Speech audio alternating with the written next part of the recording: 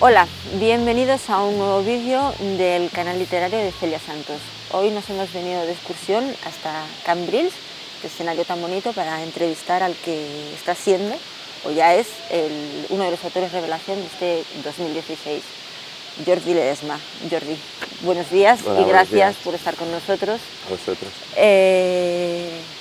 Vamos a hablar de tu última novela, Lo que nos queda de la muerte, que es una novela que cuenta una historia, y la novela, bueno, en la novela se cuenta, arranca prácticamente con un asesinato, pero a raíz de ese asesinato pues se desarrolla toda la historia, pero el asesinato prácticamente es lo de menos, ¿no? Es un ejemplo de que un muerto, un crimen, no es lo más importante en una buena novela negra. Sí, creo que sí. No necesariamente una novela negra tiene por qué contener un muerto.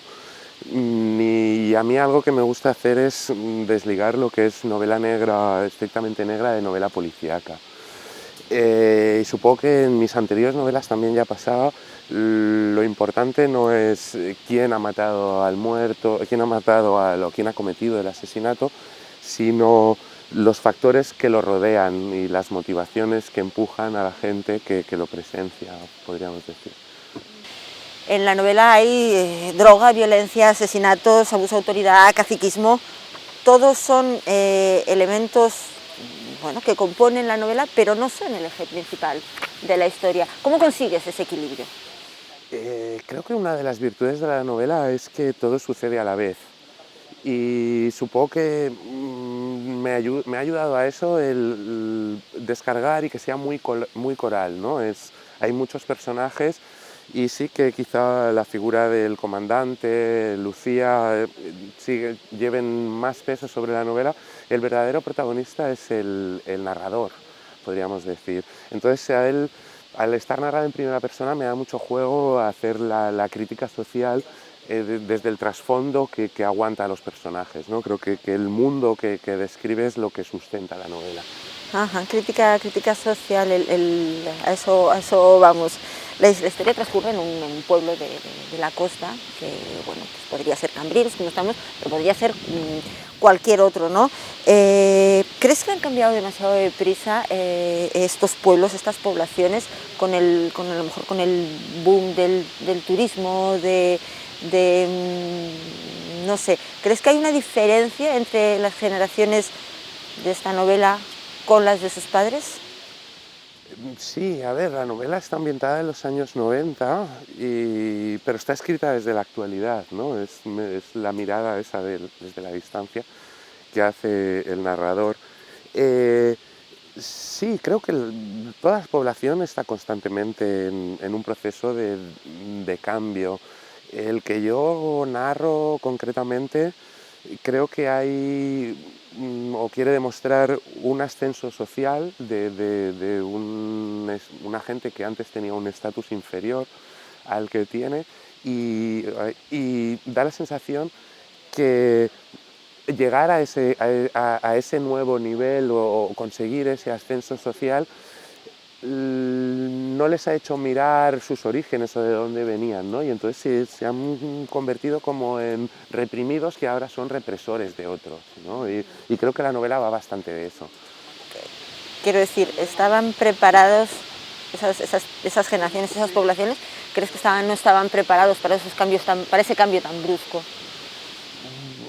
No lo sé, o sea, creo que tampoco las sociedades no nos planteamos eso, ¿no? Vivimos en el momento. Lo que sí que creo que dice la novela es que cuando el narrador habla con la propiedad de sí mismo y dice que se refiere a su generación como que se educaron con unos valores del que no corre vuela. y eso es un poco lo que incentivó aquel o ese mundo que se pretende recrear, en el que no importa pisar a los otros cuando lo principal eres tú, desarrollarte y progresar. Ujú. Hablas de una población donde, bueno, pues por circunstancias hay una bonanza económica, pero claro, en tu novela reflejas que también hay otras cosas, ¿no? Que no son tan buenas.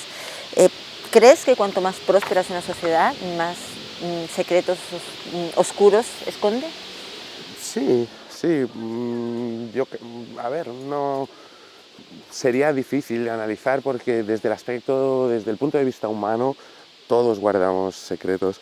Lo que pasa es que mm, puede que socialmente incluso esté peor visto que tú abuses o utilices el abuso para aprovecharte y eh, sin miramiento, ¿no? A costa de los demás, podríamos decir.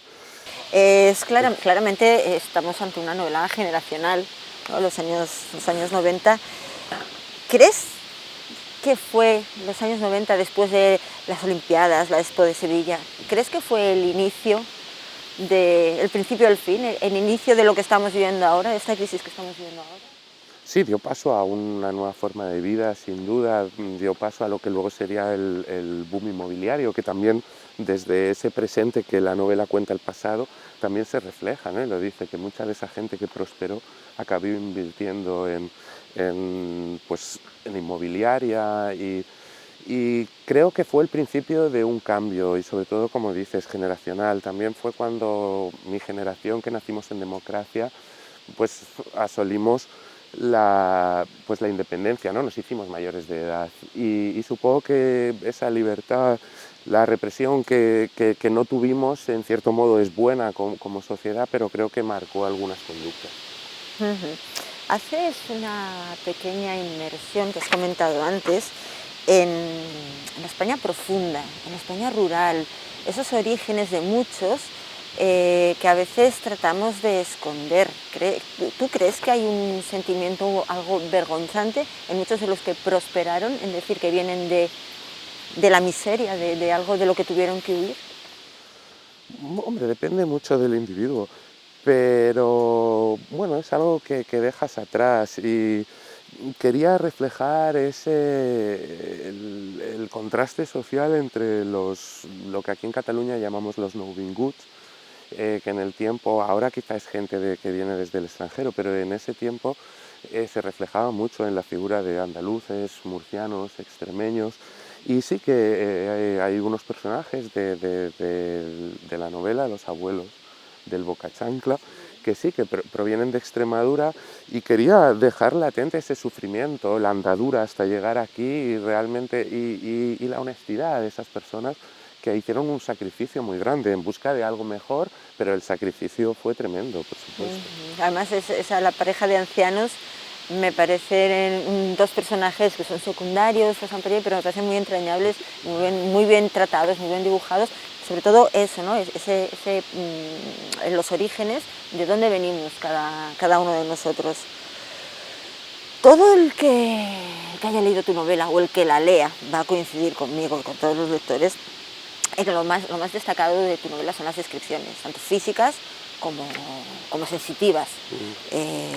¿Crees que se está sacrificando la calidad literaria en el mundo editorial Sí, para hombre, obtener más ventas? eh, un libro, Aquí hay mucho de lo que hablar. sí, sí, pero a ver, un libro, yo concibo la literatura como algo artístico, ¿no? Yo intento y me ciño a unas premisas artísticas o intento ceñirme a ellas. Pero tampoco se puede olvidar que un libro, nos guste o no, se convierte en un objeto de mercado en el momento en el que un editor lo pone el sello y lo comercializa. Y supongo que, bueno, pues que hay editoriales que quizás sí que buscan más el filón o ya los autores o algunos autores que ya venden mucho no se les exige, pues eso, unas calidades que deberían existir siempre, ¿no? Fuera del nivel editorial que fuera. Supongo que sí, pero también quizás se edita demasiado. Pero creo que todo radica en la autoexigencia del escritor. Creo que los escritores debemos ser muy autoexigentes con nuestro trabajo y ese ego que tenemos todos los artistas por naturaleza nos debe hacer producir pues eso, con mayores premisas de exigencia sobre nuestro trabajo. Se habla de la calidad de lo que se escribe, de la calidad de lo que se publica, pero se habla muy poco de la calidad de la educación literaria que se tiene que dar a las personas desde niños. Sí. A lo mejor crees que puede estar ahí el problema. Sí, sí, lo que pasa es que creo que también hay las nuevas generaciones de escritores, pues algunos tienen sus referentes en series de televisión o en el cine, y hay una serie de libros que cualquier escritor que quiera escribir novela debería leer, y realmente a escribir se aprende leyendo y luego escribiendo, ¿no? Y también hay que entender una cosa que yo intento aplicar, y es muy importante: la reescritura. O sea, no dejar un texto porque, bueno, ya está, me gusta, sino dejarlo enfriar, volver a repasar y tratar de hacerlo mejor. Por último, Jordi, como escritor, ¿te sientes obligado a plasmar la realidad? Es más, ¿te sientes obligado a contar la verdad? Sí, lo que pasa es que creo que una de las posibilidades que ofrece la novela, y es algo muy bonito, es contar la verdad a través de una mentira, ¿no? Recreamos una ficción, algo que no ha pasado o pasará en nuestra imaginación o en el contexto de lo que es una novela, y a través de esos personajes que no han existido y esas situaciones que no han tenido lugar, sí que explicamos una realidad y una verdad que existe en el mundo en el que convivimos. Creo que eso es la base del realismo literario, y yo intento hacer realismo. Sí. Pues Jordi, muchas gracias A vosotros. por acompañarnos en esta preciosa mañana, y a todos vosotros nos vemos en el siguiente vídeo.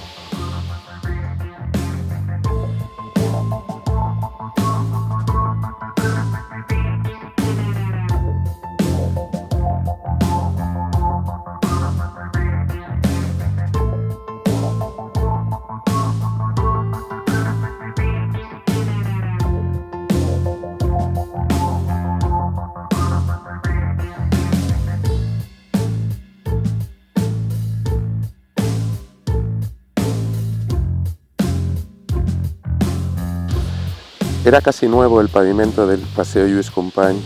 Las aceras y el asfalto, con sus señales y sus pasos de cebra, habían desplazado el mercadillo al otro lado de la vía, junto a la escuela, a un descampado amplio que abarcaba desde la riera hasta la tapia de la finca de los gitanos y desde la valla del colegio a la puerta del pabellón.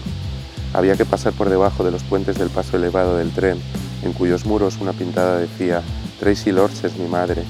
El día de mercado no cambió, continuó siendo los miércoles de 9 a 2, y cada miércoles a las 2:30 había guerras de tomates y otras frutas medio podridas que se quedaban despreocupadas con intención por los tenderos.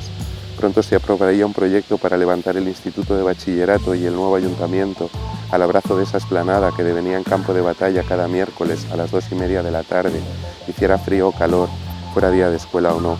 Esa explanada que tantas veces crucé junto a López y Quílez, camino de la parte trasera del pabellón, donde nos juntábamos para fumar cigarrillos antes o después de cualquier clase. También nos acompañaron otros y algunas chicas, niñas descaradas que se dejaron magrear, y de las que omito el nombre ya que ahora son mujeres y es muy probable que la vida les haya demostrado que, en cuestiones de sexo, éramos unos patanes. La misma explanada que cruzaba cada mañana una gitana coja con el pelo recogido en un moño alto y negro. Tenía la boca torcida y los labios pintados de un rojo vivo, grueso, aplicado en cantidades, seguramente con el propósito de enderezar la torsión de su mueca, igual de combada que su cuerpo al moverse con la inercia de la cojera. La Lola Flores la llamaban. Nadie habló nunca con ella, nadie sabía de dónde venía y mucho menos a dónde iba. Pasaba cada mañana por la explanada, hiciera frío o calor, fuera día de mercadillo o no.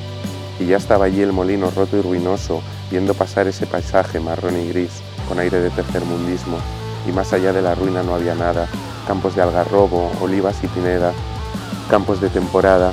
Lo demás era tierra seca y pedregal, guarida de ratones, culebras y pájaros bobos que fueron sustento de las gaviotas los días de mal revuelta, marrón y gris, sin transparencias, como lo que nos rodeaba y las circunstancias. La ruina del molino veía pasar al señor Triana sobre una derby variant negra, del bar a la escuela y de la escuela al bar, y no podía la derby con los cerca de 140 kilos del señor Triana. Lo llamaban el bombilla. Saben los cielos que no podía la moto, como sé yo que no está bien hablar de los muertos.